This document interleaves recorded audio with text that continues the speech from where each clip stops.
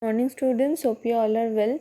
So in our previous class we have discussed different part of flower, and you know that flower is a very important part of our means part of the plant for the fertilization process, and by the process of pollination there only be fertilization. So today we will discuss different types of pollination and how does pollination occur in flowers. So let's say what is pollination. So pollination means that is the transfer of pollen grain, okay, from one flower to another flower.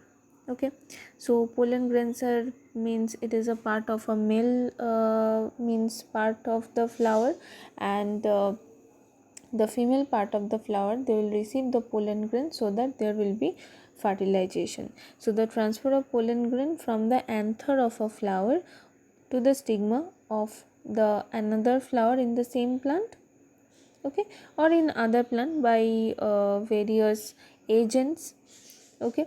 So that process is known as pollination. So two type of pollination we are having. One is the cross pollination and another is the self pollination. So self pollination means it is in the same plant, it can be within the same flower or in the different flower but in the same plant, okay. That means the transfer of pollen grain from the anther of a flower to the stigma of the same flower or to another flower but in the same plant, that is the self pollination. And cross pollination means in the different plant, okay. That means like in unisexual flower, like some male flowers are there in one plant and some female flowers are there in another plant. So it is the transfer of pollen grain like that from the stigma to the means from the anther to the stigma of another flower in a different plant. So that is the cross pollination. And artificial pollination is also there. That means artificially when we are forcefully making the pollination, so that is artificial pollination. And that is actually the oldest method, as you can see in this diagram. So with one brush the pollens are separated from the anther, okay, from the male flower, and it is transferred to the female flower. And again we have to brush it in the female part of the flower, means to the stigma, so that the stigma can absorb the pollen grain, and after that there will be fertilization, okay. So that is artificial means artificial pollination, okay. So in this artificial pollination, yeah, after the fertilization uh, means when they will produce the seed or when they will produce the food, sometime it means it can develop the hybrid, okay. It can develop hybrids because as it is a mixture, so new varieties can come, okay. These hybrids, when they are producing after fertilization, say they show some characteristics like parents also, and some new characteristics also arise, okay. And they're usually more vigorous, resistant to certain diseases. There is variation is creating, and the as it is a means sexual reproduction, okay. Now next is the agents of pollination. So in the self and cross pollination, some agents we need. Mainly in the cross pollination we need the agents because we have means the pollen they need to means they need to transport a long distance, as the different plants are there, okay. So first is wind pollination. That means the pollination with the help of wind, okay. So we can see this kind of pollination in maize, rice, wheat, in this type of plants.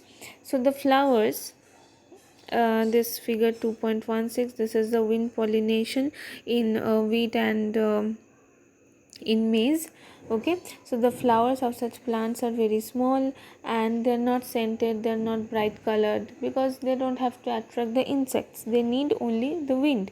The flowers need not produce the nectar, as they are not attracting any insect, but they need to produce a huge amount of pollen grains. Why? Because with the air it will transport to another part, means another place or to another flower in a different plant. Okay, so the flowers are quite longer, they are having longer stamen and pistil, and they hang outside. Okay, means that part, the stamen and pistil, they hang outside from the flower so that the pollen can easily be carried by the wind. And the pollen grains are produced huge in number, or in a large quantity. Why? To increase the chance of pollination. Okay, to increase the chance of pollination. And the pollen grains are also very light weighted and very dry, so that it will be easy for wind to carry it out.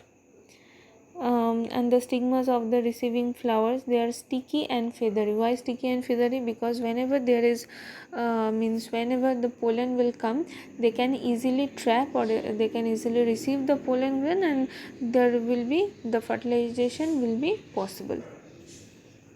Okay, so this is the wind pollination. Next is the water pollination. Next is the water pollination. That means water pollination we can see mainly in case of aquatic plants like Hydrilla, Vallisneria, etc. And some pondweeds sometimes show this water pollination. So pollination with the help of water, right? So the flowers of aquatic plants, they are also small, they are also not showy, they do not produce nectar like the wind pollination, means wind pollinated flowers, but the stalk of the flowers are long. Okay, and the pistil can reach the surface of the water. Why? Because they have to capture the pollen grains from the floating water, means which are floating in the water. The pollen grains are produced here also large in amount or in large quantity to be easily transported by water, and these pollen grains are spongy and water resistant. The pollen grains are spongy and water resistant. So this figure is showing the water pollination in Vallisneria plant. Next is the insect pollination. Plants like rose, China rose, jasmine, and some obviously some other flowers or other plants, they show the pollination with insect, means there is the pollination with the help of insects. So the flowers are very brightly colored, and they are scented, they produce nectar. So um, so that they can attract different insects. So the pollen grains of these flowers are sticky. Okay, or they have a wrapped surface. Why? Because when the insect will come into the flower, uh, when the insect will sorry when the insect will come into the flower to collect the nectar, at the time the pollen grains will attach on the legs and the lower body surface of the insect. And when again that insect will go into another female flower, so this means the female part of the flower, the stigma is sticky, and they can catch or they can receive the pollen grains, and there will be sure fertilization. So this is different type of pollination, like self and cross pollination, and wind pollination, and water pollination, and insect pollination. So that's all for today. In next class we will discuss fertilization and what are different processes in fertilization. So I hope all of you have understood. Thank you.